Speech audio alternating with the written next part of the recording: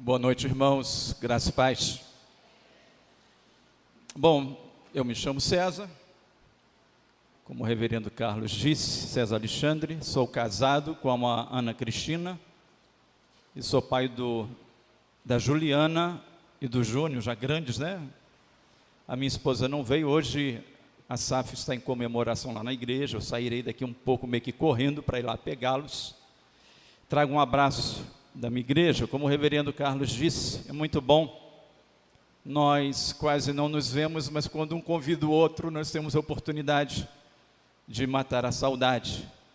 E eu confesso aos irmãos que estou muito feliz de estar aqui com os irmãos e poder compartilhar a palavra de Deus. Agradeço ao reverendo Carlos, ao conselho, que nos deram o privilégio de poder estar aqui. Quero dizer que é bom, eu que já estive aqui, e poder estar novamente, para juntos aprendermos um pouco mais a palavra do Senhor. Queridos, mesmo assentados, abra sua Bíblia no Evangelho de Lucas, Lucas capítulo 15. Nós vamos ler apenas um trecho pequeno.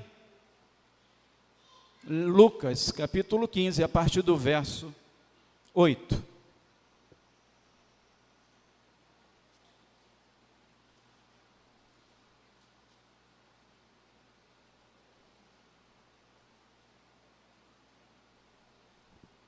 Amém? Podemos ler juntos?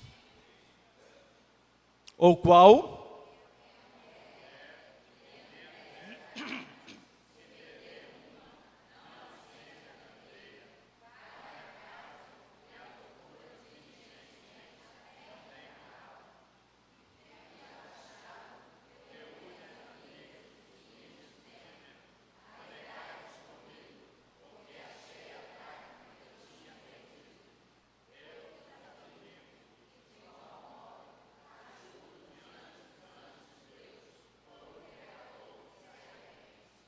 Amém.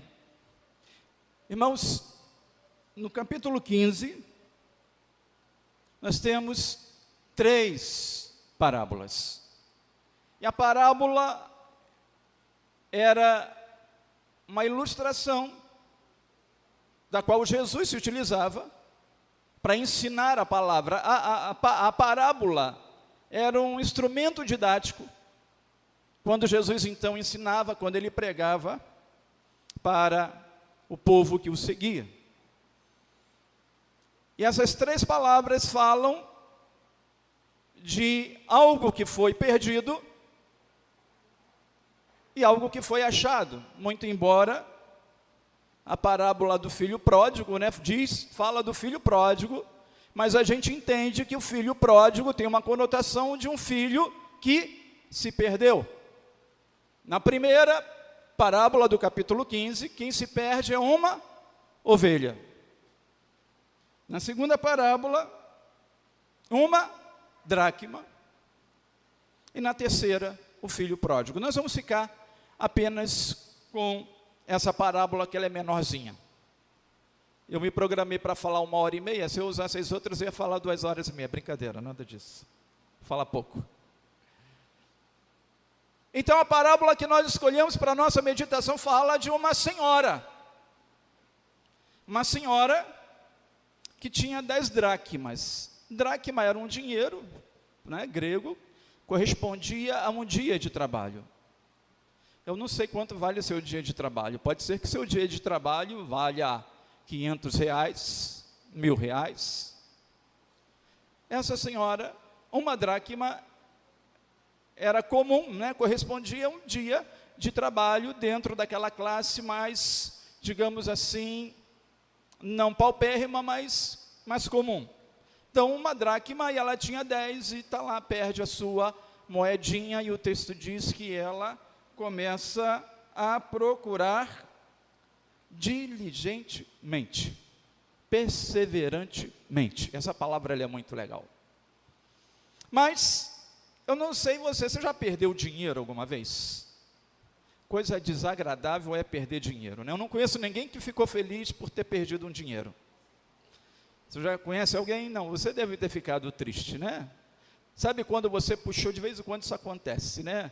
A gente puxa uma coisa do bolso e às vezes aquela nota, ela pula fora. Eu não sei também se você já achou. Já achou dinheiro? Às vezes eu fico olhando assim e penso, bem que eu poderia achar uma garopa. Garopa não dá só no mar, devia dar na terra, né? Sabe o que é garopa? É aquele peixinho da nota de R$100. Já pensou tu achar um peixe na calçada? Tu ia rir à toa, né? Na verdade, não ria.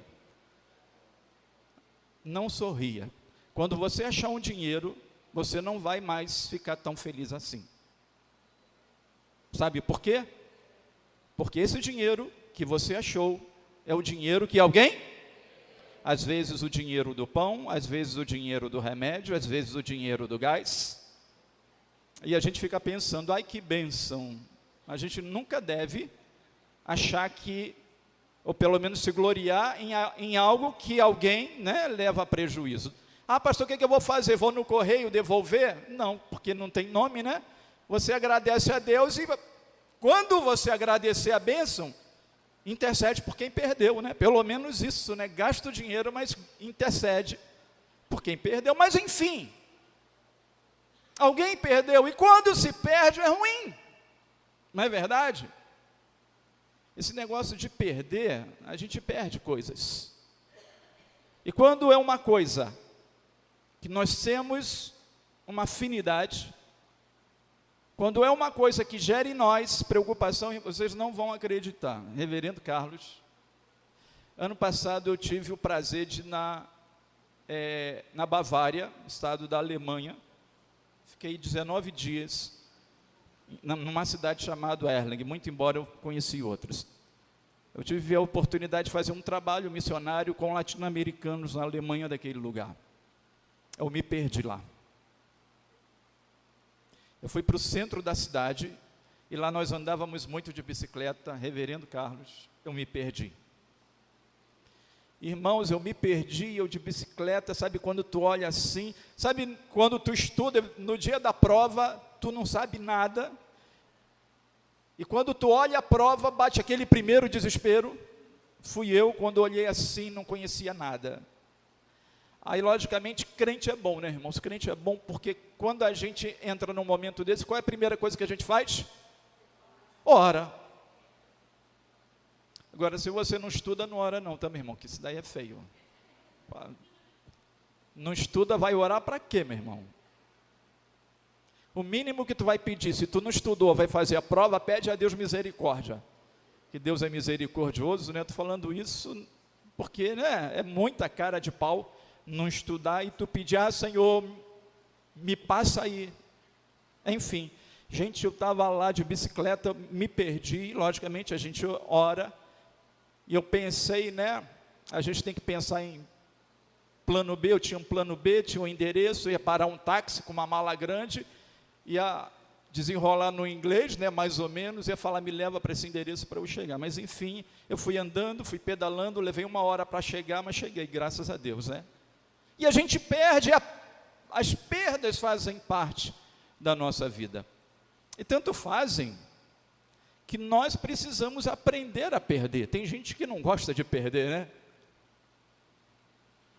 Não é verdade? Tem até aquela máxima, né? Rapaziada, eu vi a quadra aqui, essa igreja aqui ela é muito legal, eu cresci jogando bola na minha igreja. Eu sou filho da igreja presbiteriana em Piraquara, eu não sei se alguém conhece ou já ouviu falar. Eu cresci na igreja presbiteriana em Piraquara, em Realengo, fui batizado, casei, batizei meus filhos, fui para o seminário, ainda novo, sou ordenado há 20 anos, então, cresci lá, e a gente tinha uma máxima no futebol, né? O importante é competir. Mentira, o importante é ganhar, porque ninguém gosta de perder. Isso é maior papo furado, né? Vamos jogar, o importante é competir. Não, ninguém quer perder, a gente joga para ganhar, enfim, mas a gente precisa aprender a perder, porque até a Bíblia diz que quem não perder, não ganha. Mas eu não quero falar dessa perda. Vamos voltar aqui para o texto. O texto fala de uma senhorinha que perde uma moeda. Irmãos, Me desculpem, mas eu, parafraseando o reverendo Hernandes Dias Lopes, eu peguei dele esse tema e apenas trabalhei esse texto para nós meditarmos perdidos dentro da igreja. Olha só que interessante. E particularmente esse texto ele é interessante e esse tema nos faz refletir. O texto conta a história de uma mulher. Onde estava essa mulher quando ela perde a sua moedinha? Ela estava dentro de casa. Percebe então que, felizmente, ela perde aquela moeda no ambiente familiar. Aquela moeda se perde em casa. Ai, que alívio! Vamos encontrá-la. Perdido dentro da igreja, nos faz refletir quando estamos dentro da igreja, mas perdemos o nosso relacionamento com Deus, perdemos a nossa capacidade de nos relacionarmos com Deus. Estamos na igreja, mas não nos relacionamos com o Pai, perdidos dentro da igreja. Assim, irmãos, precisamos estar atentos e percebo que quando nós ouvimos isso, que é isso, reverendo César, sim, é uma oportunidade de nós revermos o nosso relacionamento com Deus. Irmãos, nunca vivemos dias tão difíceis. Eu lembro da minha época de menino, como a igreja foi perdendo, sabe, valores, princípios ao longo desse tempo. Eu lembro com alegria quando nós subíamos no caminhão do presbítero Josias Pinheiro, lá na igreja. Botávamos os banquinhos no banco, arrumávamos, íamos para a praça lá da Praça de Piraquara, e o coral cantava aos domingos e distribuíamos folhetos e proclamávamos a palavra. Irmãos, que momento bom quando nós nos reuníamos. Quantas vezes eu não fui exortado por minha mãe, falecida, querida mãe? Eu levei muito beliscão, muito puxão de orelha, muito, sabe aquele pedala Robinho? Nossa, eu levei muito. Naquela época, né, que os pais podiam exortar a criança, fica quieto, menino, senta aqui do meu lado e não levanta mais. Chegou na igreja, senta, vai beber água, vai no banheiro. E depois senta do meu lado. Eu sou de uma época, e por favor, eu não sou xiita, mas eu sou de uma época em que nós sentávamos e havia uma reverência até nas coisas, nós não botávamos nem sequer os pés nos bancos, porque havia uma reverência. Havia ainda um pouco de cuidado com o sagrado, e agora nós vemos a banalização do sagrado e a glorificação do profano, e isso nos afasta de Deus, porque não podemos encontrar Deus no profano, irmãos. Perdidos dentro da igreja, estamos na igreja, mas não conseguimos nos relacionar com o Senhor da igreja. Muitas vezes chegamos na igreja, estamos tão ansiosos de ver o irmão que esquecemos até de falar com Deus. Eu gosto muito de falar isso lá na minha igreja, lá com os meus irmãos. Quando você chegar na igreja, peça a bênção ao seu pai. Eu não sei vocês, logicamente, eu não sou tão velho assim, mas eu fui criado com aquela coisa de pedir bênção. Alguns irmãos possivelmente foram criados assim. A minha mãe, ela era macumbeira, mas tinha havia alguns rituais, né, costumes, né, católicos dentro da minha casa. Minha mãe era macumbeira mesmo. Minha mãe era macumbeira, recebia entidade, era rezadeira. Já sentiu o cheiro de defumador? De vez em quando rolava um defumador, a gente fazia assim, tipo Cristo Redentor, e aquela coisa, mas havia alguns costumes. Quando nós saímos de casa era benção mãe, quando meu pai chegava era benção pai, quando dava 6 horas, hora da Ave Maria, era benção mãe, era muito filho, era um tal de benção, e nós estamos cultivando isso, mas sabe por que eu estou falando isso para você? Porque toda vez que nós falávamos benção, nós ficávamos esperando o quê? Deus te abençoe. Depois, queridos, eu casei e toda vez que eu chegava na casa da minha mãe e do meu pai, bença mãe, bença pai. Quando nós chegamos à igreja, nós temos que lembrar que essa é a casa de Deus. Você pede bênção ao pai quando chega na casa dele? Você lembra disso? Não, pastor, mas Deus só está aqui? Não, lógico que Deus não só está aqui, mas pequenos detalhes, no final, determinam grandes coisas. Às vezes, irmãos, nós vamos perdendo tantos pequenos detalhes, e talvez você pense assim, pastor, você é meio quadrado, antiquado. Não, irmãos, isso são princípios, e a gente vai deixando de praticar, e a gente vai deixando de fazer, e às vezes nós criamos barreiras, obstáculos e distâncias, não nos relacionamos com Deus, quando deixamos de orar, quando deixamos de ler a sua palavra. E a palavra, o próprio salmista, ele diz, guardo no coração as tuas, para não, ele fala exatamente disso, de uma intimidade, de um relacionamento. Paulo lá em Romanos 12, ele fala, Romanos 12, 1 e 2, no final ele fala, para que experimenteis qual seja boa, perfeita, o quê? Ele está falando de intimidade, querido. Tem gente que experimenta boa, perfeita, agradável, mas isso requer intimidade. Isso requer vida de busca a Deus. Não adianta virmos aqui, não adianta parecermos crentes, se falta o nosso relacionamento com Deus. Eu gosto muito de Paulo em Gálatas, Paulo trava uma batalha em Gálatas. Problemas tremendos, de heresias, não bastava as heresias, havia um problema da circuncisão. Os crentes judeus queriam que os crentes gregos fossem circuncidados.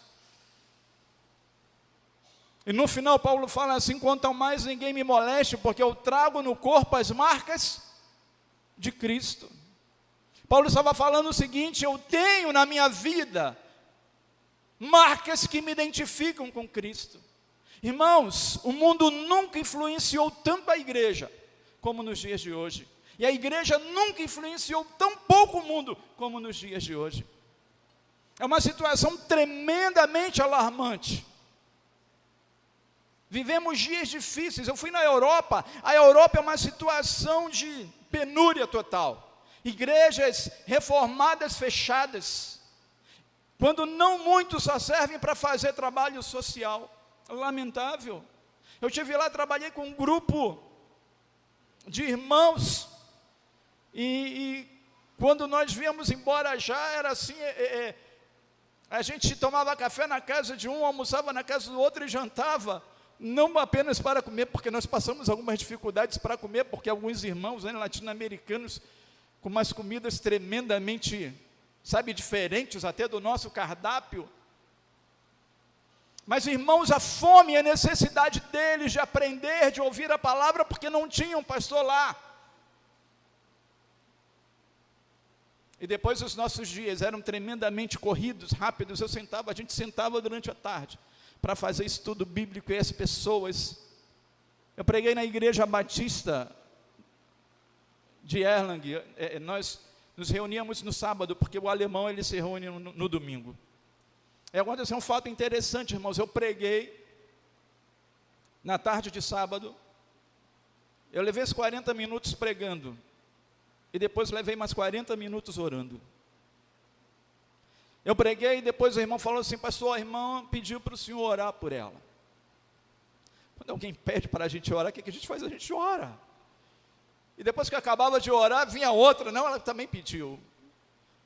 Eu fiquei pensando, você deve ter pensado, pastor, por que não juntou todo mundo? Não sei, meu irmão, que não ia falar para ele, juntar todo mundo, mas a gente acabava de orar, já tinha alguém lá. Eu fiquei pensando, não, irmão, sabe o que é fome? É fome da palavra, é a solidão, é o vazio daquelas pessoas de ouvir a palavra e nós ficamos ali, foi um momento muito agradável, e nós estivemos ali, possivelmente vamos voltar ainda para rever esses irmãos, para continuar esse trabalho, mesmo que distante. Precisamos nos relacionar com Deus, porque se você não se relaciona com Deus, como é que você sabe a vontade de Deus, se você não tem relacionamento com Ele? A segunda coisa, perdidos dentro da igreja, quando deixam de se relacionar com seus irmãos. Irmãos, eu lembro com alegria daquela época que nós ficávamos na igreja. Eu cresci na igreja. Nós brincávamos na igreja, nas férias íamos para a igreja, tomávamos o café depois do culto na igreja. E depois começamos a perder isso. Na realidade, estamos na igreja, muitas vezes o teu irmão está passando por momentos difíceis, e a gente nem sequer sabe. A lição da escola dominical hoje, lá na igreja, diz que nós vivemos dias assim. Existem pessoas que procuram satisfazer a sua vida, como alguém que olha no espelho, quando o desafio de Deus para a nossa vida é que precisamos satisfazer a nossa vida como alguém que olha para a janela, porque do lado de fora, há alguém que precisa ser alcançado pela graça de Deus, e no espelho você só encontra você. Irmãos, os dias são difíceis. Nossa, como são difíceis. Na sexta-feira eu fui de manhã, antes de ir para o trabalho, eu fui visitar uma mãe. Essa senhora que nós fomos visitar, ela apareceu lá na igreja. Na quinta-feira eu não estava, a evangelista recebeu, na realidade não foi a mãe, recebeu o filho dela. Imagina assim, um jovem entre 19 a 22 anos. O menino está perdido nas drogas. João Felipe é o nome dele. Aí a evangelista me liga assim: pastor, vamos lá visitar a mãe do João. Não conhecia, mas vamos lá visitar. Eu falei: olha, tenho cliente tal hora, mas vamos lá, e correndo, vamos lá visitar essa senhora, essa moça, que ainda não é tão idosa assim. E quando nós chegamos, o João Felipe estava em casa, ele estava com muita dor de cabeça. E ele não queria ir para o médico, porque ele tinha medo de ficar internado. Mas o mais triste, irmãos, é que à medida, que a gente ia conversando muito rapidamente com aquela mãe,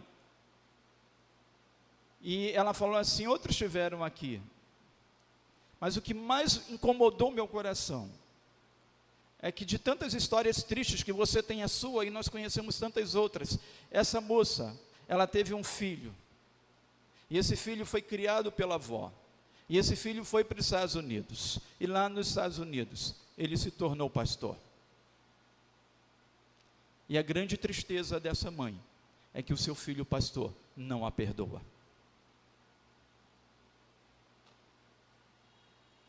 Está na igreja. Está na igreja. Depois em casa, dá uma lida na parábola do filho pródigo. Irmãos, à medida que a gente vai lendo, a gente precisa reler algumas vezes, porque cada vez que eu leio a Bíblia, eu fico assim pensando, na parábola das 100 ovelhas, eu fico pensando: eu sou as 99 ou eu sou aquela que se perdeu? E às vezes eu chego à conclusão de que é melhor ser aquela que se perdeu. Que é isso, pastor? Não se escandalize, meu irmão. Às vezes as 99 estão perdidas, e aquela uma é a que foi achada. Aquela uma é aquela que foi colocada no colo. Aquela única é que foi redirecionada. A parábola do filho pródigo, você vai perceber nitidamente que há um problema nessa família. Problema de relacionamento.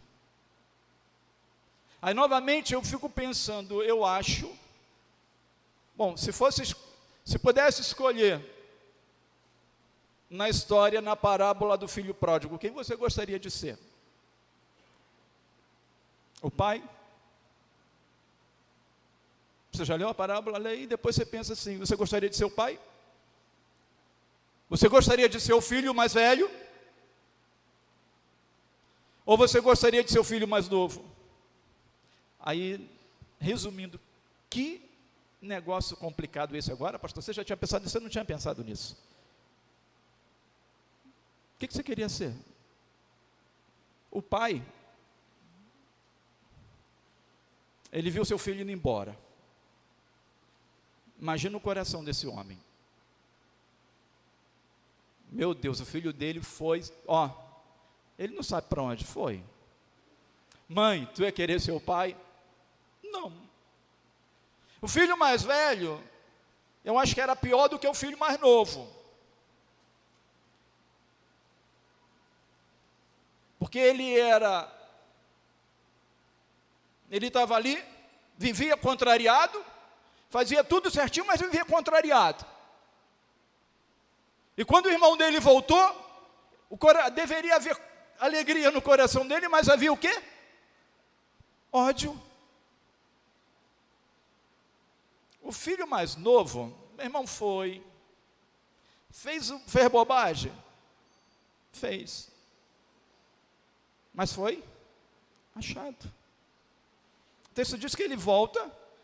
Meu irmão, não estou falando, pastor, isso aí tem alguma implicação com o mundo? Não estou falando para você se perder no mundo, não. Porque um abismo chama outro abismo. Deus é bom, mas você vai sofrer as consequências do teu pecado. Não adianta a gente achar, vou para o mundo, não. Para cada pecado uma consequência. Mas quando a gente olha para essa parábola, aquele que se perde, aquele que é achado, e aquele que é achado, ele é redirecionado. Mas enfim, aí, sabe, quando você faz uma leitura, você vê que havia um problema de relacionamento. Estavam dentro de casa, mas não se relacionava, irmão, que não se relacionava com o outro, e quando o outro vai, quando o outro se perde, e quando o outro volta, ele deveria festejar com o pai, e no entanto, ele critica o seu pai. Talvez problema de relacionamento entre pais e filhos, irmãos, dentro de casa. Lógico, não vamos pensar que a igreja é um lugar perfeito, não é. Não existe lugar perfeito, irmãos. Mas quando você não se relaciona com seu irmão, você está perdido. E você exatamente como alguém perdido, porque o amor de Deus, ele se manifesta em nós, ele vem assim e assim. Ele não vem apenas na vertical, né? Isso, alguém usou a própria cruz. Lembra da cruz? A cruz é um travessão vertical e um travessão horizontal. Então o amor de Deus, ele se manifesta em mim na vertical e através de mim na horizontal. Aí é exatamente essa coisa, você não pode apenas ficar olhando para o espelho e se autocontemplando e pensando nas suas necessidades, nos teus interesses, mas você precisa abrir a janela e olhar porque é alguém que precisa. Alguém como o João Felipe. Irmãos, João Felipe nem saiu da cama, ele estava lá, eu não conhecia aquela mulher, mas não é só porque eu sou pastor, não, porque minha consciência pesa, então eu vou, sabe, pastor, o irmão está internado no CTI, eu já fui lá, meu irmão, eu fui lá porque eu sou pastor e depois eu fico com a minha consciência pesada, porque se o irmão falecer, poxa, eu não estava lá com o irmão, não orei com o irmão, eu vou lá. Na quinta-feira eu recebi um telefonema, saí do trabalho e passei lá no CTI, fui lá, orei com ele nem não ouviu nada, ele estava com a máscara. Pastor, mas eu oro para Deus curar, se Deus não quiser, Deus é soberano em todas as coisas, amém? Deus tem sempre o melhor, até na morte Deus tem propósito. E eu orei com aquele irmão. Quando foi hoje, eu voltei lá, o irmão estava entubado. Eu orei de novo, vamos lá, estamos juntos. Quando foi de tardezinha, a esposa dele me ligou, irmãos, quando eu olhei assim, o telefone dele, meu coração apertou. E ela falou assim, pastor, eu fui lá. Mas graças a Deus, ele está lá. Eu fui lá e pedi fui falar com o médico disse que não ia falar comigo porque eu não era da família. Eu perguntei para ele, tem que fazer documento por escrito? Ele, não, é só falar para alguém da família autorizar. Já liguei, pastor, está autorizado agora, quando o senhor for lá, o médico vai falar com o senhor, amém. E a gente vai estar orando. Irmãos, relacionamento, eu não vou lá porque eu sou pastor, porque nós precisamos amar uns aos outros. A palavra diz, chorai com os que choram. E muitas vezes somos aqueles que lamentamos a nossa dor, mas não olhamos para a dor do próximo. Os dias são tão difíceis que nós vivemos uma situação que tem devastado até as igrejas. Crentes deprimidos que estão do teu lado, às vezes batendo palma e cantando no louvor, mas quando chegam em casa, encaram a solidão e a tristeza e o abatimento da sua alma. Esses que precisam de um ombro, de um abraço, de uma oração, mas muitas vezes estamos tão preocupados conosco, com os nossos problemas, com os nossos interesses, e perdemos a apatia pelo irmão que está do nosso lado. Nos perdemos dentro da igreja quando perdemos a capacidade de nos relacionar uns com os outros. Terceiro e último, queridos, nos perdemos dentro da igreja quando perdemos a vocação, quando não praticamos a vocação que o Senhor nos deu. Como é que é isso, pastor? Vocação, o que é vocação? Eu pensei que vocação fosse só para pregar, pastor. Quem falou para você, meu irmão? Cada um aqui tem vocações. Eu conheço irmãos que cantam maravilhosamente bem, mas não cantam no culto da igreja. Eu conheço irmãos que até pregam, mas não se apresentam para pregar. Irmãos que visitam, irmãs que cozinham, irmãos que limpam, irmãos que fazem coisas que poderiam estar abençoando a sua igreja, mas que agora não trabalham na obra do Senhor, e se perdem dentro da igreja, enterrando os seus talentos. E você pode ter certeza, talvez seja até o seu caso. Eu não sei, aqui se é difícil, mas tem lugar, eu estava falando para o reverendo Carlos, eu sou vice-presidente do presbitério, eu não gostaria de ser, mas alguém tem que ser. Graças a Deus que eu não sou presidente, eu só sou o vice. Já fui presidente, dei minha parcela, né? Passei o bastão, mas alguém tem que fazer. E a pergunta, irmãos, que Deus fez para Isaías, é a pergunta que Deus nos faz, só que nós ficamos calados, quando Deus pergunta, e agora quem eu enviarei? O que você responde, meu irmão? Você é daqueles que responde, Senhor, agora não, porque eu tenho outros interesses. Senhor, agora não, porque eu não tenho tempo. Senhor, agora não, daqui a pouco. Aí depois a gente vem cantar, tem um cântico que a gente cantava, não sei se os irmãos lembram, aí a gente canta assim, que não passe de nós o teu Espírito, que não seja preciso que se levante uma geração que vá avante. Lembram? Lembram desse cântico? A gente canta assim, que não seja preciso que outra geração faça o que nós não estamos fazendo. Tem gente que acha que só pastor que tem que fazer visita. Não, meu irmão.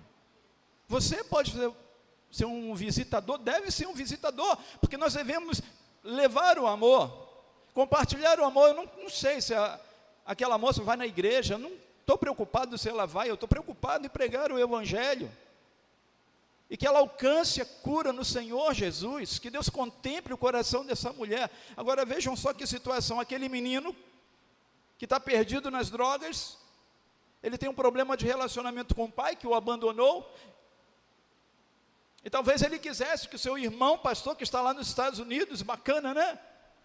Talvez falasse com ele, ligasse para ele. Perdido dentro da igreja, problemas de relacionamento. E esse texto, ele se contextualiza, porque ele não é só no âmbito espiritual, o desafio de Deus para a nossa vida, mas na nossa vida prática, irmãos, relacionamento em casa.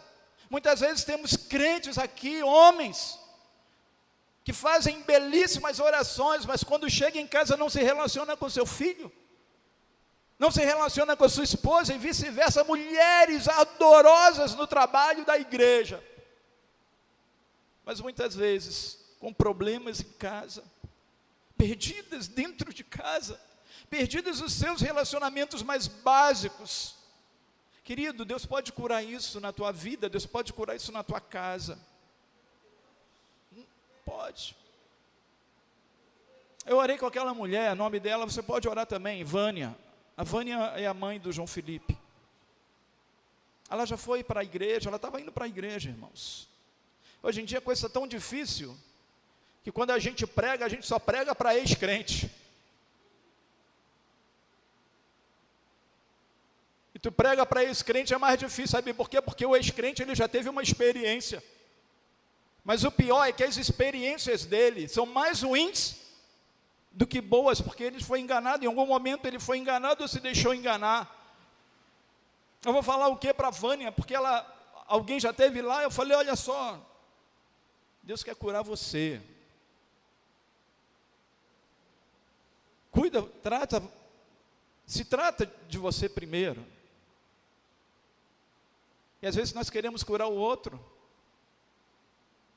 Existem relacionamentos que a mulher vem para a igreja orar, Senhor, cura o meu marido. Não, começa pedindo a Deus para curar você, minha irmã.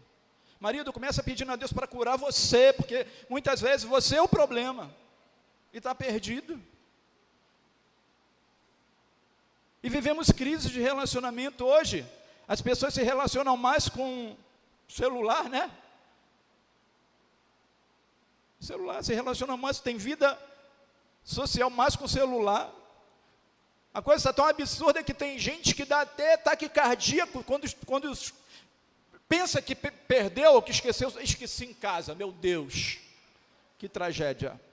Meu irmão, você não pode esquecer Jesus, você não pode perder Jesus na tua vida. O celular hoje é o referencial de tantas pessoas. Tem gente que fala assim, se eu perder meu celular, eu perdi tudo. Meu irmão, você precisa de Jesus na tua vida. Precisamos repensar valores, porque senão nós seremos aqueles perdidos. Mas o mais legal, embora seja paradoxal, eu estou na igreja, estou perdido, mas Deus nos busca com alegria. Eu quero só terminar ressaltando para você algumas coisas do texto. Aquela senhora, ela acha a sua dracma. E ela fala assim para as suas amigas, alegrai-vos comigo. O pastor sai a procurar a 100ª ovelha, e ele fala assim, alegrai-vos comigo. O pai recebe o filho e fala assim, regozijemo-nos. Na parábola da dracma perdida, por um pecador que se arrepende, compara a dracma perdida a um pecador que se arrepende. A ovelha perdida, o autor compara o pecador, compara um pecador que se arrepende. E na parábola do filho pródigo, estava perdido e foi achado. Deus nos procura com a alegria do Pai, com a misericórdia do Pai, a fim de firmar os nossos pés, sempre mostrando a direção, que é o centro da vontade do Senhor Jesus. Que você seja achado, que você seja achado, e que você troque os seus espelhos pelas janelas, e assim alcance aqueles que estão perdidos. Que Deus nos abençoe.